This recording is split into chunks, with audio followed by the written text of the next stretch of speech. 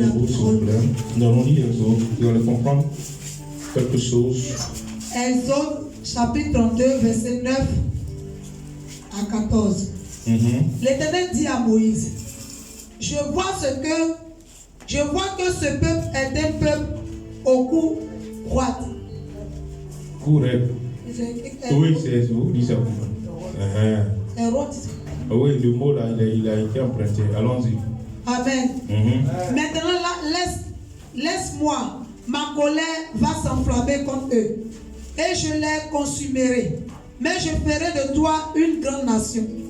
Verset 11. Moïse implora l'Éternel son Dieu et dit, pourquoi, ô Éternel, ta colère s'enflammera-t-elle contre ton peuple que tu as fait sortir du pays d'Égypte par une grande puissance et par une main forte? Verset 12. Pourquoi les Égyptiens diraient-ils, c'est pour leur malheur qui les a fait sortir? C'est pour les tuer dans les montagnes et pour les exterminer de dessus la terre. Reviens de l'ardeur de ta colère et répands-toi du mal que tu veux faire à ton peuple.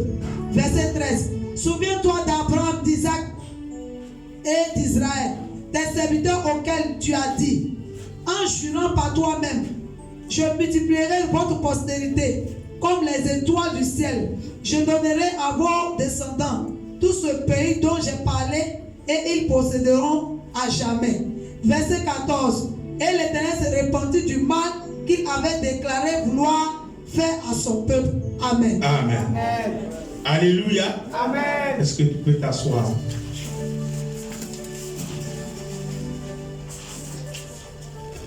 Bien-aimés, vous voyez, nous parlons de la nation. C'est pareil ici, le peuple d'Israël étant une nation qui était en esclavage en Égypte. Alléluia. Amen.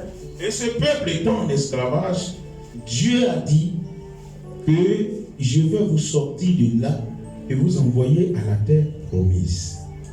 Alléluia. Amen. Et cette promesse a été faite par le Seigneur depuis Abraham. Alléluia. Il leur a fait cette promesse déjà qu'il va arriver un temps où sa descendance va partir en esclavage. Alléluia. Mais après beaucoup d'années, 400 années, ce peuple va retourner à la terre promise. Alléluia. Amen. Et le peuple était en train de retourner. Donc la prophétie de Dieu était en train de s'accomplir. Alléluia. Amen. Elle est sur la voie de l'accomplissement. Promesse selon laquelle vous retournerez à Canaan, là où coule le lait et le miel. Cette promesse a été faite. Et Dieu tient ses promesses. Et Dieu de l'alliance. Vous voyez que dans le développement, il a parlé, Moïse a parlé, il faut prendre Dieu au mot. On en vient, il a parlé de Dieu d'Abraham, d'Isaac et de Jacob. Quand on cite ces trois, c'est le Dieu qui garde son alliance. Alléluia. On en vient là. Mais regardez ce qui se passe. Ce peuple était en train de partir dans sa voie de bénédiction. Mais ce soir, ce que je veux que tu comprennes d'abord, en entrée de jeu, cette promesse qui a été faite à ce peuple, il y a aussi une promesse qui a été faite à cette nation ivoirienne. Des prophéties sont sorties de cette nation. De cette nation sortira des grands. De cette nation sortira de grandes personnes, de personnalités. De cette nation est comme une nation de juifs. Est une nation choisie par l'Éternel parmi toutes les nations d'Afrique.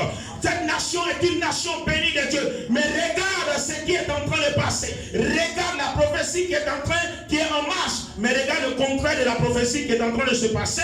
Les soulèvements ont commencé déjà.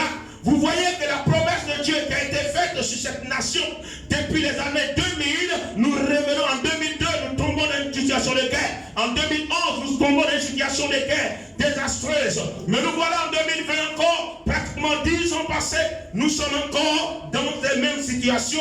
Nous risquons de vivre les mêmes choses.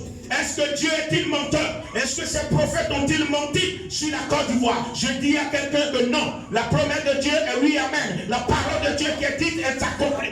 Mais regarde, à cause de vos comportements, à cause de nos agissements, à cause de nos choix que nous avons portés, à cause de nos adorations, à cause du sang qui a coulé, voici ce qui arrivera à la nation ivoirienne. Alléluia. Amen. Dieu n'a rien fait. Il leur a dit, allez-y. Mais il dit, je dois parler à Moïse. Donc Moïse monte sur la montagne pour passer 40 jours, 40 nuits pour parler avec Dieu, pour prendre les instructions pour venir apporter au peuple. Mais ce peuple s'est dit, mais écoutez, ce Moïse, nous ne le voyons pas. Alors cherchons-nous un autre Dieu. Ils ont oublié que le Dieu qu'ils servent est un Dieu invisible. Alors quand il est invisible, tu ne le vois pas, mais il est en toi, il est avec toi, il est plus proche de ton habit que tu portes. Mais pourquoi est-ce que tu me dis que Dieu s'est éloigné de toi? Côte d'Ivoire, Dieu ne s'est pas éloigné de toi. Toi qui es assis, Dieu ne s'est pas éloigné de toi. Mais c'est toi qui t'es éloigné de Dieu. Tu as pensé que Dieu n'était pas là et tu as utilisé ton corps à commettre le péché, à commettre des abominations. Et aujourd'hui, voici la sentence de Dieu qui est en train de venir sur cette nation. Et c'est le problème qu'ils ont vécu. Et ils se trouvent dans cette situation, ils ne savent pas quoi faire. Et Moïse pouvait dire, Seigneur, tu as raison. Tu as raison. Parce que regardez ce que Dieu dit à Moïse. Laisse-moi détruire ce peuple au cou. Ce peuple qui ne m'obéit pas. Ce peuple rebelle. Laisse-moi détruire et je te ferai une autre nation. Une nation grande, une nation excellente. Mais regardez la réponse de Moïse. Moïse va contraindre Dieu à se repentir. Il fait partie des seules personnes depuis la Bible qui a envoyé Dieu à la repentance, à revoir sa position. Ce soir, tu fais partie des personnes qui vont parler à Dieu et Dieu va changer sa position. Laisse-moi pas parler, mais tu parleras ce soir. Est-ce que quand vous avez lu la Bible, vous avez vu quelqu'un qui a fait changer la vie de Dieu? Citez-moi cette personne, je ne l'ai pas encore vue. Je suis. Alléluia. Mais Moïse, lui, il a fait changer les décisions et les grandes décisions de Dieu. Même Abraham n'a pas pu le faire. Lorsqu'on devait détruire Sodome et Gomorrhe, Abraham a intercédé, mais Sodome et Gomorrhe a été détruit. Alléluia. Amen.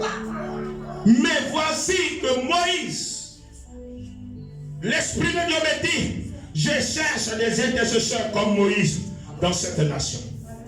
Je ne vous vois pas. Je ne vous vois pas. Je ne vous vois pas.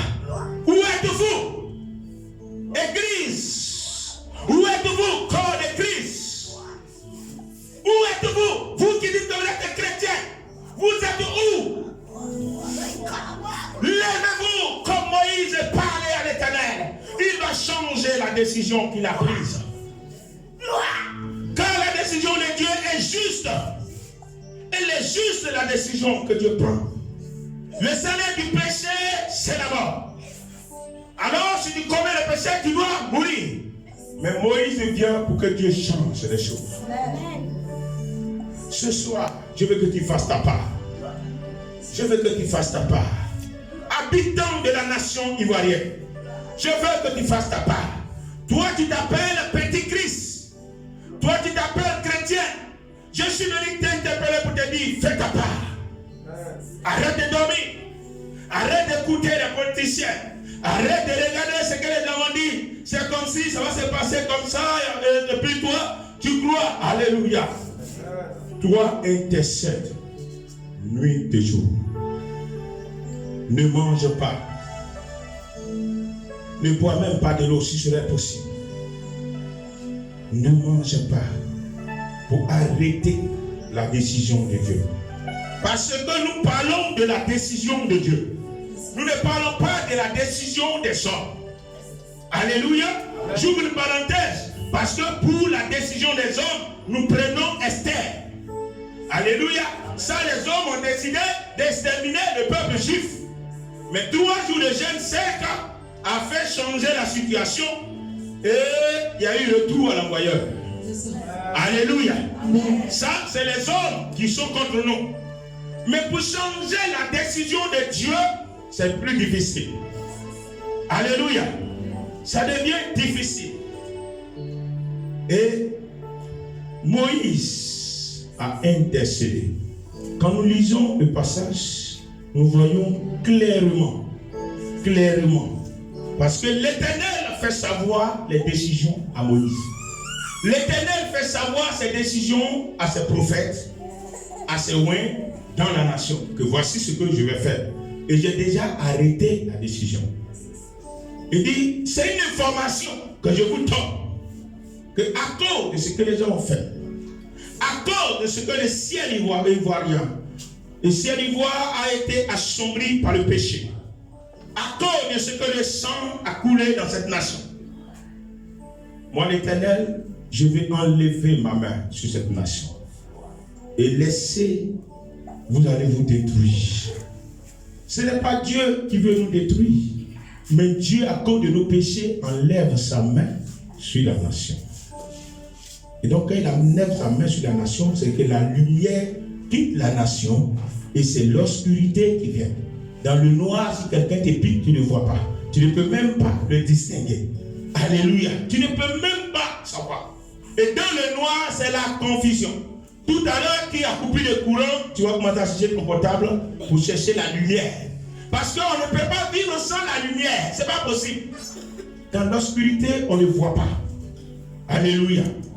Alléluia. Amen. Ce soir, je suis venu te dire, porte ta nation à cœur. Porte ta nation à cœur. Moïse l'a fait. Il savait que ce peuple-là, ils étaient trop têtus, rebelles. Mais néanmoins, Moïse a intercédé. Mais aujourd'hui, chrétien que tu n'intercèdes pas pour toute la nation, mais tu intercèdes pour toi seul. Seigneur, si ça arrive, voici mes enfants, il y a mis une sur eux, et là, ils vont les épargner. Leur affaire, c'est qu'eux-mêmes ont provoqué, ils n'ont qu'à vivre ça là-bas. Mais moi, mes enfants, je les sécurise. Depuis quand Dieu agit comme ça? Alléluia. Dites-moi depuis quand Dieu agit comme ça, Dieu n'est pas comme ça. L'amour de Dieu est étendu à tout le monde. Quand Jésus est venu, il pouvait dire que je suis venu sauver seulement les enfants, les Juifs. Mais il dit, il a étendu le salut à toute l'humanité. Sinon, si Jésus n'avait pas étendu le salut à toute l'humanité, toi et moi, on ne serait pas là aujourd'hui au nom de Jésus pour parler. Parce que ça, c'était réservé aux Juifs, le peuple de Dieu. Toi aussi, étends ton amour à la nation ivoirienne. Étends ton amour à ceux-mêmes qui sont en train de faire des adorations de sang. Et dis, Seigneur, prends compassion, prends pitié d'eux. Et qu'ils soient pardonnés. Et qu'ils prennent conscience. Dis au Seigneur, donne un nouveau cœur et un nouvel esprit. Dans Ézéchiel 36, verset 26. Afin qu'ils ne puissent plus aller adorer, mais laisser les adorations et venir adorer le Seigneur Jésus-Christ en vérité. Juste une parenthèse, je vous dis, pendant que quand nous chantons une chanson qui dit, adorons le Seigneur dans la vérité. Alléluia. Vous chantez ça, vous adorons le Seigneur dans la vérité. Adorons-le dans la vérité. Alléluia. Mais est-ce que toi qui adores le Seigneur dans la vérité, je vais vous dire, vous chrétiens du Côte d'Ivoire, vous pensez que c'est seulement ceux qui sont à la tête, qui ont commis trop de péchés, que Dieu est en train de frapper la nation? C'est vous qui avez compromis le corps de Christ. C'est vous qui n'êtes pas à vos places. C'est à cause de vous que ces choses arrivent. Parce qu'il dit, le sentinelle, je le mets, et il voit ainsi, il prévient le roi de ce qui va arriver. Et qu'ensemble, nous nous levons, Dieu intervient. Alléluia. C'est pour cela qu'on dit dans Chronique, mon peuple, ceux qui est invoqué mon nom, s'il s'humilie et cherche ma face, tous ces péchés, Dieu va les exaucer. Alléluia. Alléluia. Parce que ton problème, c'est que toi tu penses que le problème vient des autres. C'est eux qui ont fait qu'aujourd'hui c'est comme ça. Toi aussi tu es fautif. Vous êtes dans cette salle. Je veux en toute honnêteté. Quels sont ceux qui ont voté en 2015? Levez vos mains. Levez bien vos mains. S'il vous plaît, je suis très sérieux. Quels sont ceux qui ont voté en 2015? dans cette salle. Levez bien les mains. Alléluia. Alléluia. Vous avez, je ne vois pas bien les mains. Il y a beaucoup qui n'ont pas voté ou bien. Vous étiez où? Votre nom n'est pas sur la liste ou bien. Levez bien les mains. Nous sommes dans un moment prophétique. L'atmosphère est déjà prise par le Saint-Esprit il y a longtemps. Alléluia. Amen. Toi qui as levé ta main, baissez vos mains. Vous êtes aussi en partie responsable de ce qui vit la nation. Qui est-ce qui a voté? Même sur la liste, là, si tu as vu un pasteur qui est candidat, là tu votais. Tu dis qu'il n'est pas populaire, il ne va pas gagner, tu ne vas pas gaspiller tes voix. Alléluia. Tu n'as pas voté. Tu dis, les pasteurs, on dit que la politique là, c'est pour les politiciens. Oui, mais c'est ça qui t'arrive. Quand c'est pour les politiciens, toi tu es où quand le policier vient fermer là? Et c'est le politicien qui lui a donné l'ordre pour dire que vous faites du bruit à faire. Alléluia. Mais vous êtes toujours, vous voulez vous laisser marcher. Regardez dans l'Ancien Testament. C'est les hommes de Dieu qui dirigeaient le peuple que Dieu a choisi. Amen. Alléluia. Amen. Le temps des juges, c'est des prophètes, ceux qu'on appelle les juges là. C'était les prophètes qui dirigeaient les Samuel, tout ça. Même les Gédéons, les Samson, tout ce que Dieu a utilisé. Mais c'est eux. Ils avaient la vision de Dieu. Mais un président qui n'a pas la vision de Dieu, un dirigeant dans un pays qui n'a pas la vision de Dieu, vous voulez qu'il vous conduise où? Mais qui lui a donné cultus? Qui lui a donné mandat? C'est vous. Vous savez combien vous représentez dans la nation? Mais vous négligez et vous laissez le diable prendre le dessus. Votre rôle, vous ne jouez pas. Vous vous compromettez, Église de Dieu. Nous nous compromettons en tant qu'Église de Dieu. Nous faisons la courbette aux hommes politiques. Et nous nous compromettons et nous laissons la voix de Dieu. Regardez la situation de Covid-19. Dès que ça sonnait, ils sont les premiers à aller sur les réseaux sociaux. Fermer les églises. Ils sont devenus hommes politiques. Fermer les églises 2 semaines. Ils n'ont même pas entendu à ce que Dieu leur parle. Vous pensez que le Seigneur sera-t-il content lorsque tu fermes sa maison pendant 2 semaines sans prier? Et ça, c'est parti jusqu'à 1 mois et quelques d'abord. Sans prier. Et tu dis à mon frère, tu dis à ma soeur, prie à la maison. Et l'église primitive, les gens se retrouvaient pour prier. Ils avaient des maisons. Alléluia. Ils avaient des maisons. Vous pensez que quand Dieu dit, tu as le temps de Dieu, toi et moi, nous et plus qu'à 3, on est ensemble. Nous devenons forts lorsque nous intercédons pour le Seigneur. Alléluia. Amen. Alléluia. Amen. Ce soir, c'est ce que je vais te dire. Tu n'as jamais été à ton poste. Et le corps d'études de Côte d'Ivoire n'a jamais été à son poste. Beaucoup ont dévié dans cette affaire. Et nous voilà en train de vouloir payer le prix. Mais je sais, Dieu me dit, il y a encore des Moïse dans cette nation. Et tu en fais partie, mon frère, ma soeur. Il y a encore des Moïse qui vont se lever pour cette nation, qui ne dormiront pas, qui vont intercéder et qui vont envoyer Dieu à la repentance. Amen. Quand tu peux envoyer Dieu à la repentance, c'est que véritablement tu es fait selon le cœur de Dieu. Moïse a envoyé Dieu à la repentance. Dieu s'est repenti du fait qu'il dit il va détruire ce peuple-là. Il dit je me répands et c'est bon, je ne vous détruis plus. Mais au contraire, je vais marcher au-devant de vous. Et je vais vous conduire à la terre promise. Dieu va conduire cette nation à la terre promise. Amen. Dieu va conduire cette nation dans la bénédiction. Crois en cela, même quand tu vois que la guerre a commencé. Crois que Dieu te dit tu vas conduire cette nation à la terre promise. Je déclare que cette guerre s'arrête. Et cela se fait. Mes chrétiens, si tu as prié aujourd'hui et que demain le mouvement commençait, tu te rappelles la prophétie qui dit que les mouvements vont se soulever. Donc toi qui dis c'est normal. Attends, je vais me cacher. Tu arrêtes de prier. Parce que tu dis que c'est déjà gâté. Mais c'est le moment où tu dois redoubler d'efforts. C'est le moment où tu dois redoubler d'efforts, mon frère, ma soeur. Alléluia. Redoublons d'efforts dans la prière.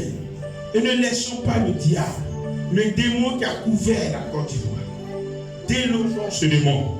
Et que la lumière arrive sur la nation, véritablement. Comment est-ce que les chrétiens peuvent être une nation dite une nation laïque dans laquelle se trouvent beaucoup de chrétiens. Et puis l'obscurité vient sur cette nation. Posons-nous des questions. Alléluia. Posons-nous des questions. Posons-nous des questions. Ésaïe seul a commencé à faire changer les choses. Quand le seul prophète est venu, Israël avait trop de problèmes. Mais il était jeune, il partait parler au roi, il partait parler au roi. Et il n'était jamais compromis. Mais nous donnons des prophéties pour qu'on nous donne des valises d'argent. Et donc, quand on est compromis, c'est quelle bonne prophétie tu vas donner? Les chrétiens ont vendu la Côte d'Ivoire il y a longtemps. Est-ce que vous savez, je suis bien dans la révélation. C'est les chrétiens qui ont vendu cette nation. Depuis 2010, ils ont vendu la nation. C'est les chrétiens qui ont vendu la nation. Ce n'est pas quelqu'un d'autre, c'est les chrétiens qui ont vendu la nation. Ils sont partis donner des prophéties corrompues. Parce qu'ils voulaient de l'argent, ils n'ont pas donné ce que Dieu voulait. Mais ils ont dit ce qu'eux ils pensent et ce que l'autre veut entendre. Et voici ce qui nous arrive, la nation ivoirienne. Voici toutes choses. Il faut aller à la racine pour pouvoir détruire. Et aujourd'hui, les gens veulent faire les troisième mandat, vous êtes fâchés. Vous êtes fâchés comment? Si vous n'ont pas fait 20 mandats. Alléluia. Vous avez vendu la nation. Assumez. La seule chose qui vous reste, c'est de vous priver de nourriture. Et de gêner, de prier maintenant pour la nation. Pour que la compassion, la miséricorde de Dieu localise la nation ivoirienne. C'est tout. Mais si vous pensez que c'est par la force que vous allez arriver, vous n'allez pas arriver, je vous dis la vérité, c'est pas la prière, c'est pas genoux fléchis. Fléchissez genoux. Répentez-vous sincèrement, vous-même, nation. Vous-même, chrétiens de Côte d'Ivoire, répentez-vous. Des gens défilaient partout chez les gouverneurs pour aller prendre des trentaines, des cinquantaines de millions. Monsieur le Président, personne ne va vous enlever. Il va avoir un mouvement, mais ils vont tomber. Et il marche comme ça, il dit voilà. Donnez-lui pour lui, il va partir. Monsieur le Président, nous sommes en intercession. Rien ne va s'arriver. Mais quand ça sonnait, on les a plus vus. Alléluia. Donc c'est vous qui avez vendu la nation. Depuis quand le diable prend victoire sur Dieu, vous avez vu ça où? Ah! Si Dieu a dit quelque chose, la chose doit arriver, mais c'est nous. C'est pour cela que j'ai pris ce passage pour que vous compreniez. Regardez Dieu qui a dit, je vous envoie là où le lait ou le miel. Il a envoyé qu'à 10 plaies sur les îles pour les faire sortir. Ça n'a pas été du jeu. Il a tué des gens dans la mer Rouge pour les faire partir. Mais malgré ça, il est prêt à les exterminer. Comprenez quelque chose?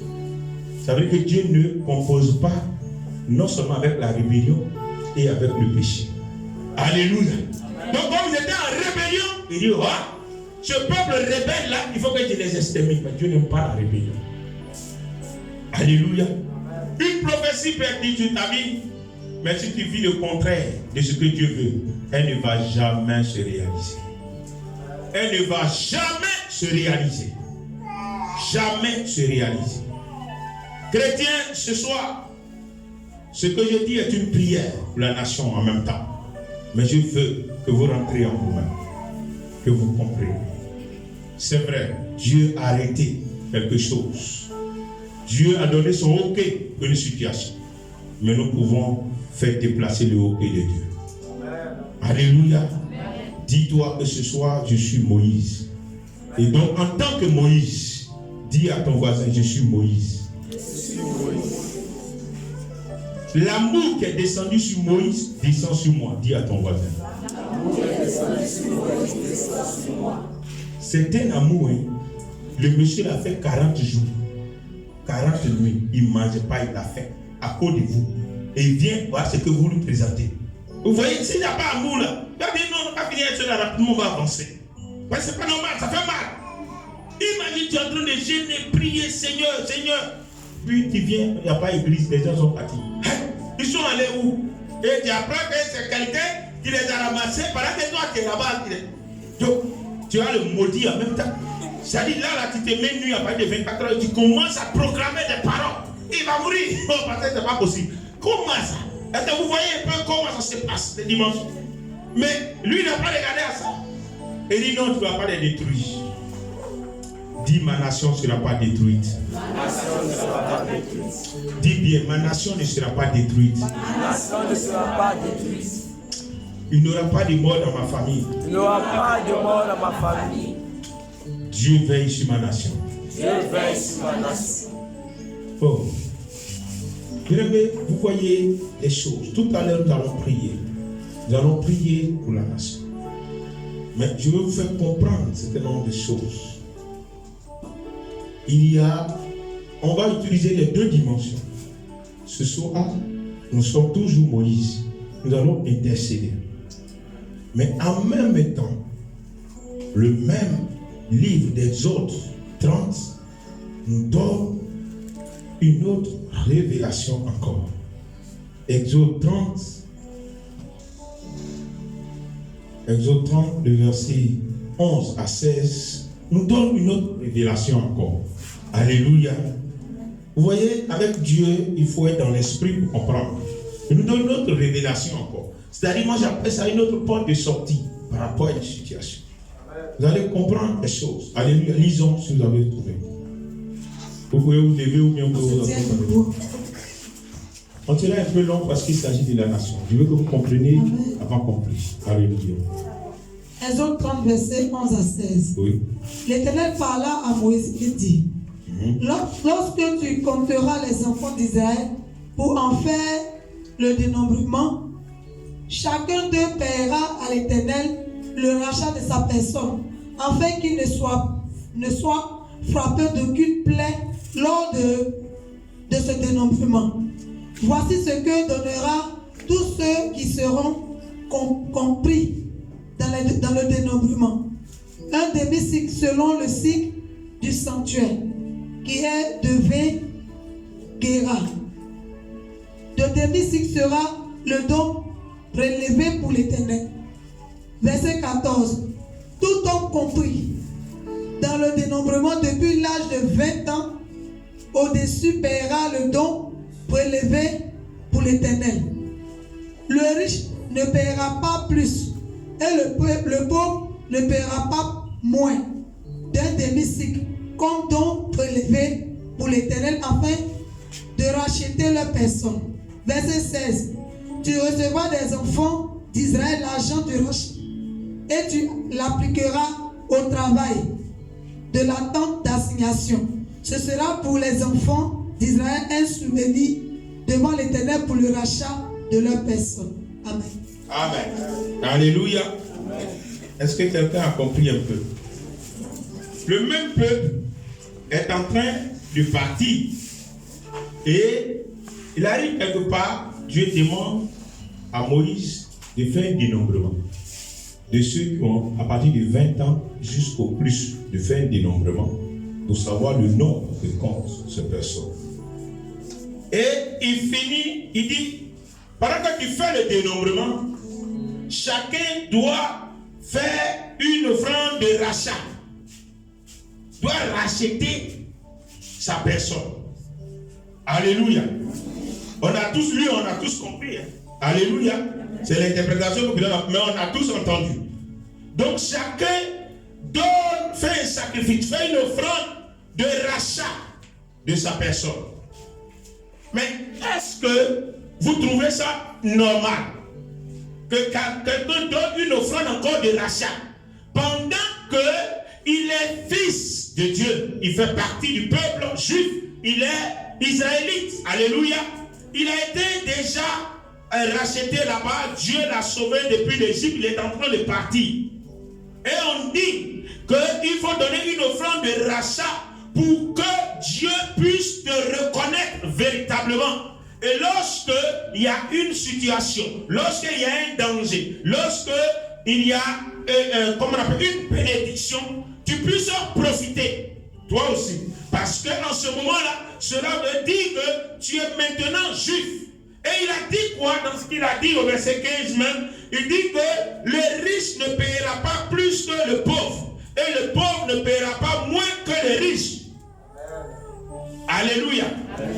Nous sommes à deux niveaux de notre prêche ce soir. Est-ce que vous comprenez? Nous sommes les Moïse qui avons intercédé. Nous sommes le peuple juif. Et c'est nous qui nous levons.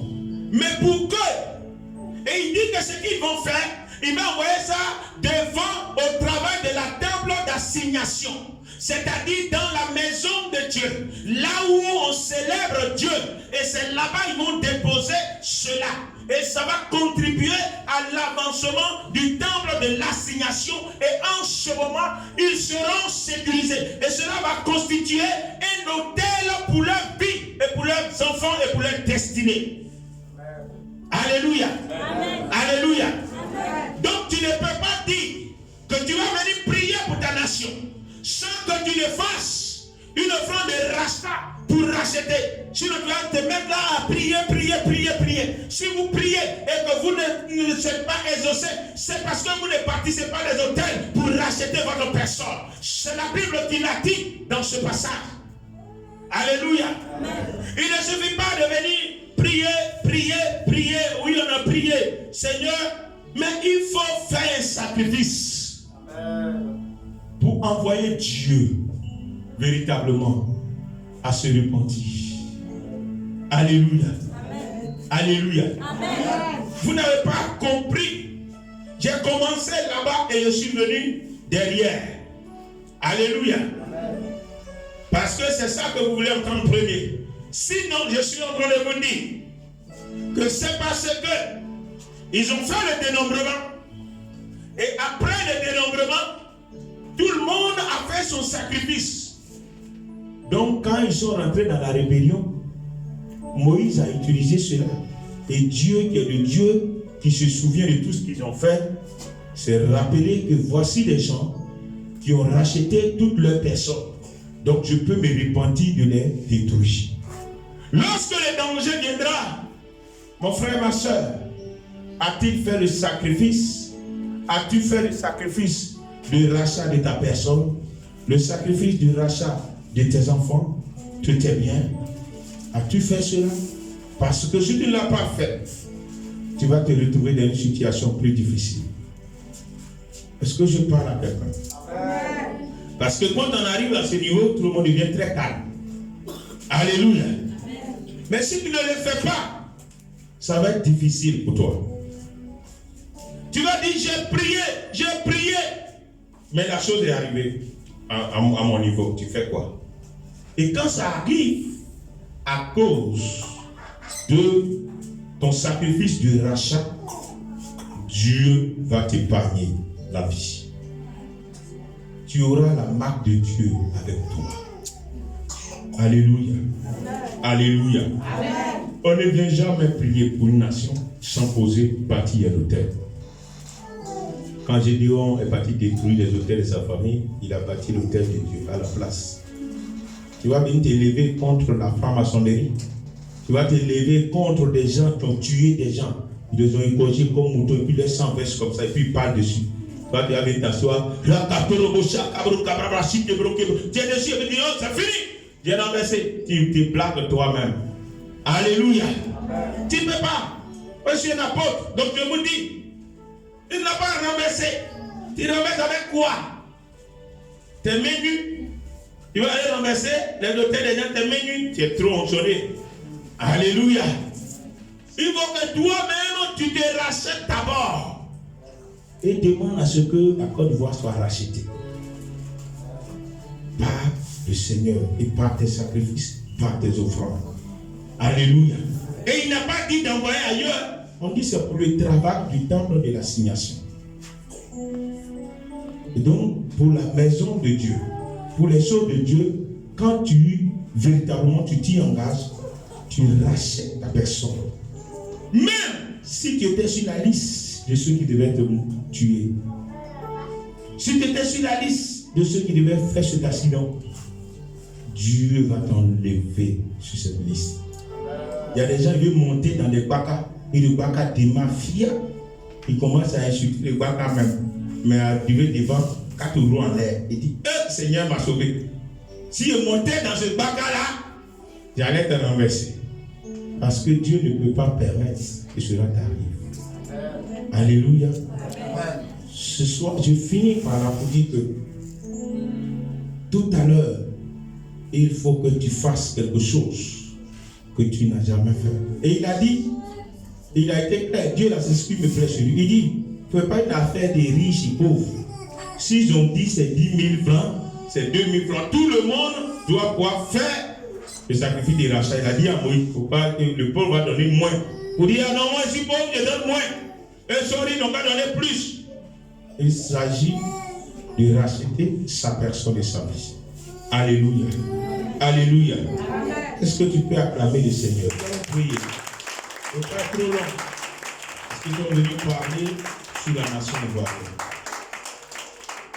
Mais pendant que tu as entendu la parole de Dieu ce soir, avant de commencer quoi que ce soit, mets-toi en genoux et commence à demander pardon.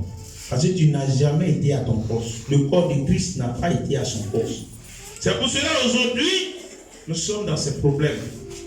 Aujourd'hui, les gens sont obligés de grogner. Ils sont obligés de se soulever parce que le corps de Christ n'était pas à sa place. Quand nous sommes à notre place, Dieu ne permettra pas ces choses. Il ne permet pas